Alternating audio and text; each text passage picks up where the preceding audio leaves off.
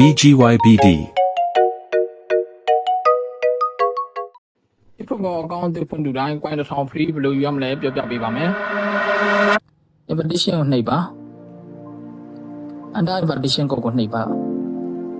ကျွန်တော်ပြထားတဲ့ကိုရိုက်ထည့်ပါဒါဆိုရင် coin 200ရပါပြီပြီးရင် daily gain တွေကိုဝင်ပါဒီချက်မှာနေတိုင်း penalty ကန်မှာပါတကွင်းလုံးပြည့်သွားရင်တော့ coin 200ရမှာပါတရက်ကိုတစ်ခါပဲကန်လို့ရပါတယ် mission ကိုနှိပ်ပါ star ထဲဝင်ပါ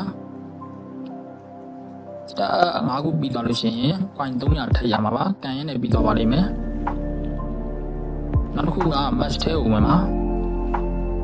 e-football league ကိုနှိပ်ပါဒီချက်မှာကြိုက်တာရွေးကန်လို့ရပါတယ် division 6အထိရအောင်ကန်ပြီးလို့ရှိရင် coin 300ထည့်ရမှာပါဒါဆိုရင် coin 1000ရပါပြီစင်ပြကြပါလိမ့်